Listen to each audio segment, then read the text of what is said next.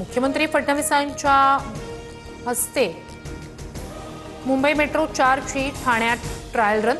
घोडबंदर रोडवरील गायमुख ते विजय गार्डन प्रवासाची चाचणी।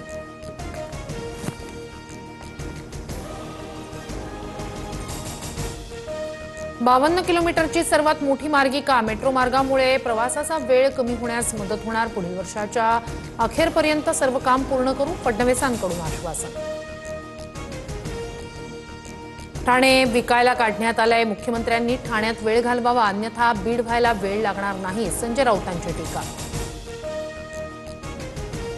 शिवाजी पार्क जिमखान्याच्या नूतनीकरण केलेल्या वास्तूचं लोकार्पण। सचिन तेंडुलकर आणि राज ठाकरे यांच्या हस्ते लोकार्पण। कार्यक्रमावेळी राज ठाकरे, सदा सरवणकर, मिलिंद नार्वेकर एकत्रित उपस्थित। ग्राउंडवर उतरून काम करा, जनता दरबारावर भर द्या। उपमुख्यमंत्री एकनाथ शिंदेंच्या मंत्र्यांना सूचना। कामचुकारपणा चालणार नाही। काही मंत्री आणि नेत्यांची शिंदेंनी कानउघडणी केल्याचीही सूत्रांची माहिती। राज्यातील 43% सार्वजनिक उपक्रम तोट्यात। मंडळांना 50,000 कोटींहून अधिकचा तोटा। 9% महामंडळं ना नफा ना तोटा स्थितीत। काही महामंडळं हे काम न केल्यामुळे तर एसटी आणि मुंबईतील बेस्टही तोट्यात। सार्वजनिक वाहतूक व्यवस्था कुठेही फायद्यात नाही, भुजबळांची प्रतिक्रिया।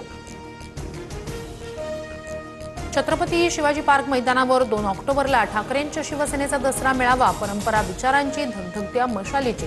ठाकरेंच्या मेळाव्याचा पहिला टीझर रिलीज।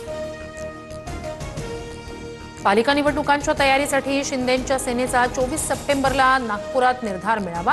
विदर्भातील सर्व पदाधिकारी, शिवसैनिक मेळाव्यात सहभागी होणार। कर्नाटकात आजपासून जातीय जनगणना सुरू। जनगणना 7 ऑक्टोबरपर्यंत सुरू राहणार। 10 वर्षात वेतन, पेन्शन आणि व्याज देयकावली खर्च दुपटीनं वाढला। सरकारचा खर्च 10 वर्षात 15,63,649 कोटींवर। जळगावच्या पाचोऱ्यात ढगफुटी सदृश पाऊस झाल्यानं हिवरा नदीला पूर। मार्केट आणि घरांमध्ये पाणी शिरल्यानं नुकसान। पुलावरून पाणी वाहत असल्यानं वाहतूक विस्कळीत। बीडमधील सिंदफणा नदीला रौद्ररूप। बाजारपेठेत पाणी शिरलं। घरांसह व्यावसायिकांचं मोठं नुकसान। सुदैवानं जीवितहानी नाही।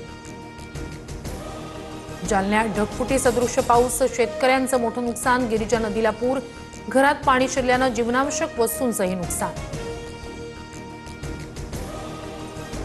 धाराशिवमध्ये मुसळधार पाऊस। चांदणी नदीला रौद्ररूप। शाळा, सरकारी दवाखाना, घरांमध्ये शिरलं पाणी। ज्येष्ठ नागरिकांसह महिला, गावकरी घराच्या पत्र्यावर।